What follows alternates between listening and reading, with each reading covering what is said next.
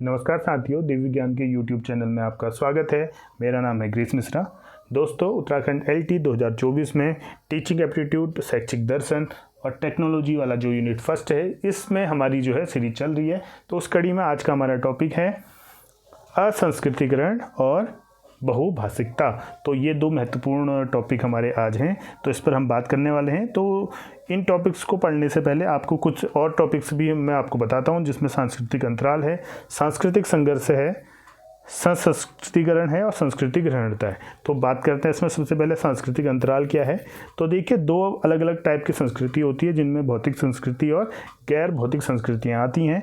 तो अगर किसी एक संस्कृति में दूसरे की तुलना में अगर तेज़ी से परिवर्तन होता है तो उसे सांस्कृतिक अंतराल कहते हैं। जैसे सांस्कृतिक अंतराल का तात्पर्य उस घटना से है जिसमें भौतिक संस्कृति में परिवर्तन गैर भौतिक संस्कृति की तुलना में तेज गति से होता है, उसे सांस्कृतिक अंतराल कहते हैं।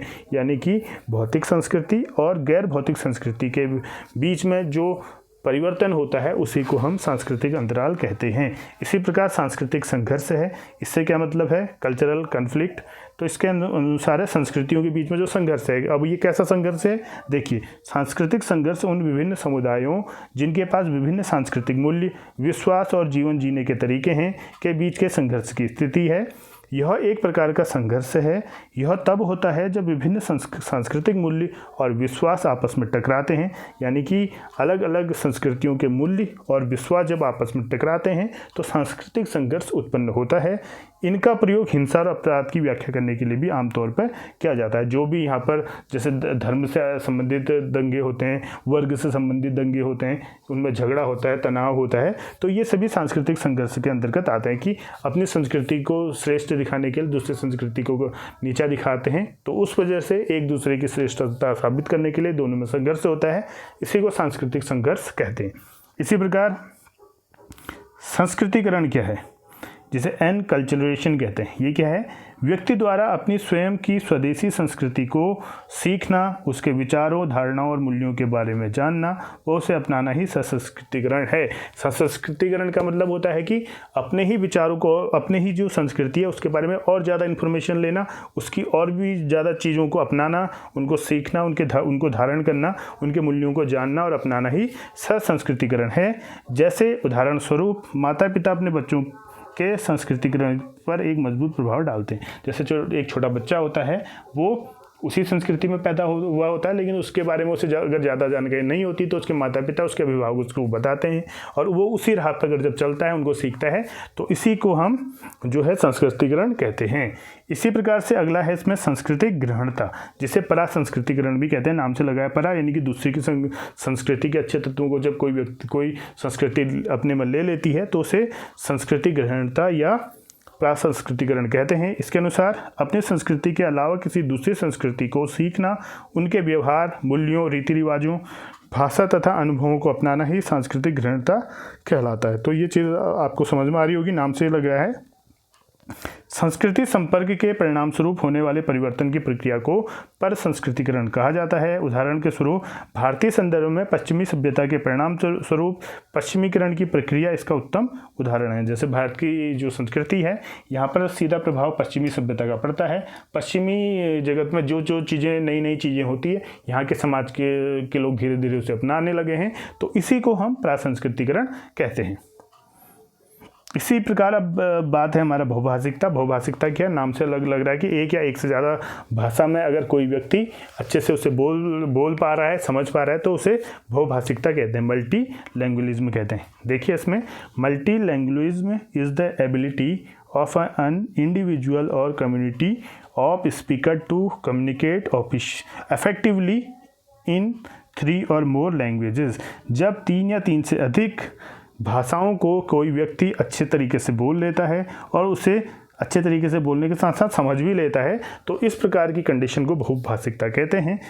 उसी प्रकार a person who can speak multiple language is known as polyglot or multi language, यानी ज़्यादा भाषाओं को अगर बोल पा रहा है तो उसी को हम यहाँ पर बहुभाषिकता कहते हैं। इसी प्रकार English in India is a global language. जैसे अंग्रेजी भारत में क्या है? एक वैश्विक भाषा है।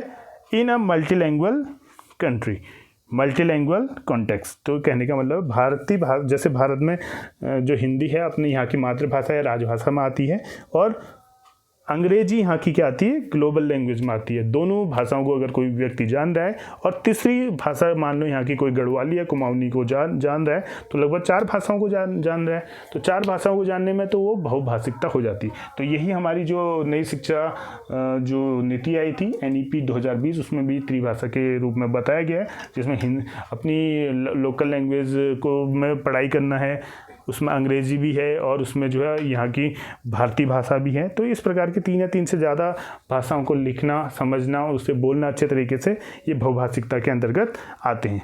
इसी प्रकार 22 लैंग्वेज रिकॉग्नाइज्ड बाय कॉन्स्टिट्यूशन, लगभग 22 भाषाओं को यहाँ पर भारतीय संविधान ने क्या कर रखा है, रिकॉग्नाइज किया है, जिनमें 1652 क्या है, मदर टंग यानी कि जो मातृभाषा है, लगभग जो बोलते हैं 1552 है, और 3000 डायलैक्ट्स हैं यानी उपबोलियाँ हैं। बोलियाँ अगर बोलेंगे तो यहाँ पर भाषा 1652 मदर टंग है और 3000 डायलैक्ट्स यहाँ पर हैं। इसी प्रकार बहुभाषिकता, इसे एक व्यक्ति या पूरे समुदाय द्वारा संचार के लिए 2 से अधिक भाषाओं के उपयोग के रूप में परिभाषित किया जा सकता है।